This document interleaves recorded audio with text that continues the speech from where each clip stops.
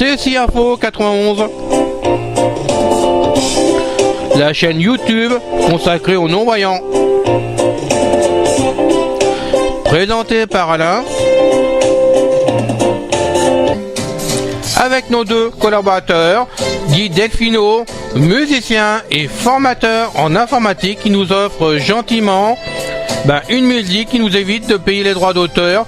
Ainsi, la chaîne peut avoir sa musique en générique. Ensuite, nous avons Pascal Cusson, qui est canadien et qui a pris en charge Facebook, puisque nous avons renouvelé la chaîne pour aller de l'avant. Donc Facebook, c'est lui qui s'en charge maintenant. Et moi, je reprends en charge le nouveau blog. Donc, je vous donne l'adresse à nouveau. C'est http://ceci info91 tout attaché .canablog.com.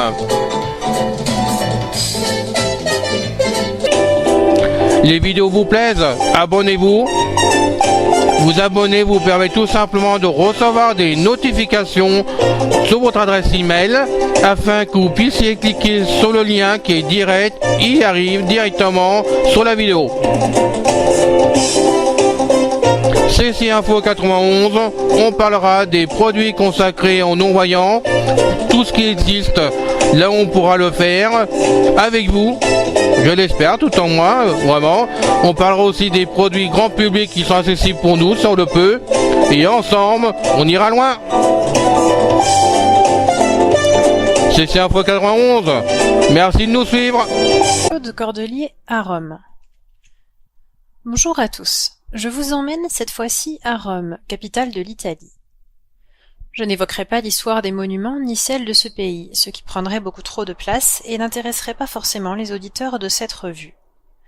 Nous ne parlerons ici que des côtés pratiques et des aspects accessibilité. Je vous propose donc un périple dans cette belle ville de Rome pleine d'histoire et de religion. Pas de souci pour l'embarquement du chien en cabine, et après 2 heures de vol, nous atterrissons à l'aéroport international, qui se situe à environ 3/4 d'heure de la ville. Pour les taxis, le prix est fixe. Concernant les visites, je vous préciserai simplement que 3 lieux sont incontournables où la France est présente. Le Palais Farnèse, où se trouve l'ambassade de France, la Villa Médicis, haut lieu de la culture française où l'on accueille les artistes boursiers de l'État français après avoir remporté le prix de Rome, et le musée de Napoléon Ier et sa famille. Pas de souci à l'hôtel. Pour mon premier jour de visite, à la maison du tourisme située dans la gare de la ville, l'employé me signale que le chien devra porter une muselière dans le métro. Évidemment, je proteste, n'étant pas averti de ce fait et ne possédant pas cette chose que le temps a bannie dans notre pays. Je tente donc l'expérience du métro, et contrairement au dire de la première personne, l'agent nous précise que le port de muselière n'est pas obligatoire. Alors, bonne surprise, nous pouvons emprunter le métro. Bien moins compliqué ce métro. Il n'existe que 2 lignes, la A et la B, avec un seul changement à la gare ferroviaire principale de Termini. Il y a de nombreux points d'accessibilité dans les stations, des bandes de vigilance à la bord des escaliers, sur les bords des quais comme chez nous, et en fond de quai une autre bande qui continue dans les couloirs. Dans la rame, les annonces sont faites en italien et nous signalent si la porte de sortie se trouve à droite ou à gauche. Avec un peu de pratique, nous comprenons le sens des mots. Pendant tout mon séjour, soit 14 jours, mon chien va me guider dans les rues de la ville et dans le métro. La personne m'accompagnant aura la tâche, munie de son plan et de son guide vert, de nous guider aussi et de me raconter les choses que nous rencontrons. Les Romains sont très gentils, très agréables, mais aussi très bavards. Le chien a été la star, car des bergers blancs on n'en rencontre pas. Quant à l'aspect de la ville, c'est très propre partout, d'où la nécessité de ramasser les crottes de mon chien. Je n'ai pu constater qu'un seul feu parlant, et quand je dis parlant, il s'agissait de sons graves, plus ou moins discontinus selon la phase rouge ou verte pour les piétons.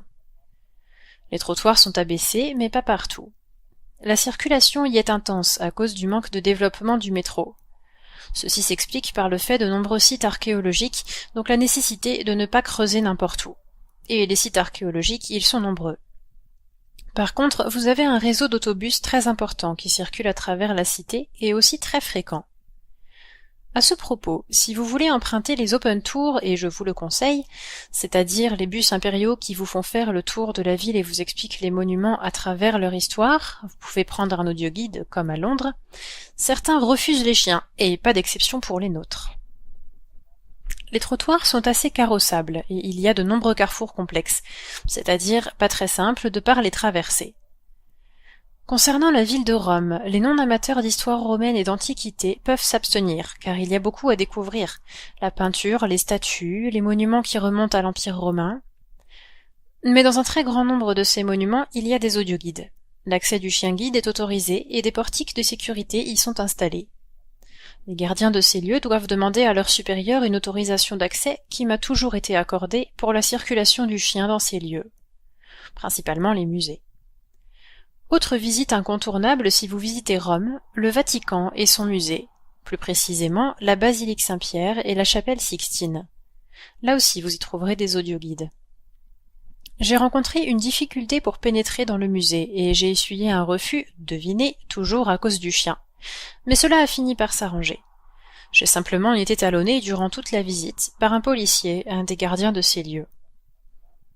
J'ai eu l'occasion de croiser un aveugle avec son chien, dont le harnais avait comme enseigne une croix. J'ai souhaité rencontrer des membres de l'école des chiens guides de Rome, mais malheureusement, à cause des vacances, je n'ai pu voir personne.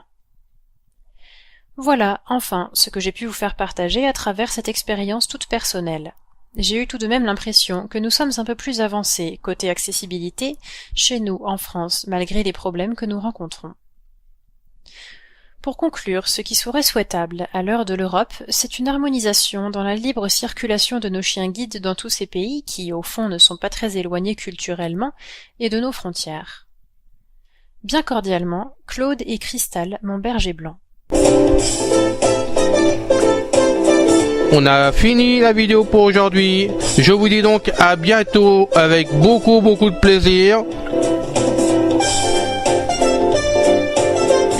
Salut à vous tous.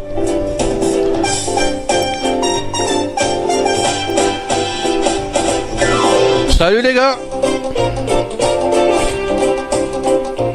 Bye bye les filles.